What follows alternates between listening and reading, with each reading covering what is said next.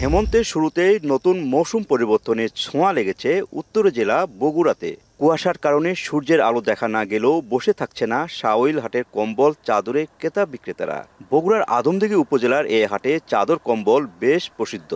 দাম কম হয় দূর দূরান্ত থেকে ক্রেতারা ভিড় করেন এ হাটে।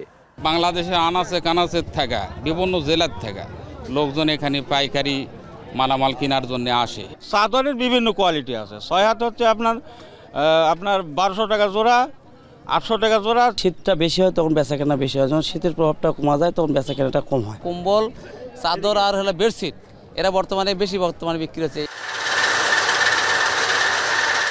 গার্মেন্টসের ঝুটের কাপড় কিনে এনে এখানে বের করা হয় সুতা। সেই সুতা থেকে তৈরি হয় চাদর এবং কম্বল। শাওইল হাটকে কেন্দ্র করে আশপাশের গ্রামগুলোতে শতাধিক তাঁতে কাজ করছেন প্রায় 3000 শ্রমিক। দিনে আয় রোজগার একেবারে কমে গেছে। গার্মেন্টসে ব্যতিরিক্ত সুতা তেমন আসতেছে না, এই জন্য আমাদের ব্যবসায় মনে করে যে খরচাখান্তি বেশি হয়ে যাচ্ছে, আমাকে ব্যবসা প্রায় কমে চলে যাচ্ছে। আমরা সুতা এত কষ্ট করে বাড়িতে তৈরি করে নিয়ে আসি, তাও আমাদের ভালো মতো দাম পাচ্ছি না। সুতা কিনতেছি 120, 30, 200, কিন্তু এখানে এসে দেখা যাচ্ছে কাপড়ের বাজার নাই। 350 টাকা দিন। আমাদের সংসারের খরচ অনেক বেশি। আমাদের আশেপাশে আর কোনো কাজকর্ম নাই দেখায় বিদায় আমরা এইসব কাজ করি। প্রতিদিন কোটি টাকার বেচাকেনা হলেও নানা সমস্যায় জর্জরিত হাটের নানা অবকাঠামো, নেই নাগরিক সুবিধা। তবে সুযোগ সুবিধা বাড়ানোর আশ্বাস প্রশাসনের।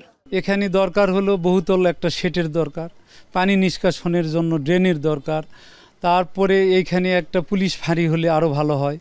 আর যদি কোনো ব্যাংকের শাখা হতো। আমাদের পল্লী সঞ্চয় ব্যাংক আছে, তাদের মাধ্যমে আমরা তাদের ঋণের ব্যবস্থাও করতে পারি, তাহলে তারা সেটা একটা মূলধন পাবে, সেখান থেকে তাদের সামনে ব্যবসাকে এবং তাদের কাজটাকে এগিয়ে নিয়ে যেতে পারবে।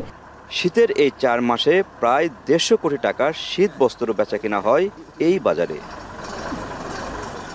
মাজেদুর রহমান, এখন, বগুড়া।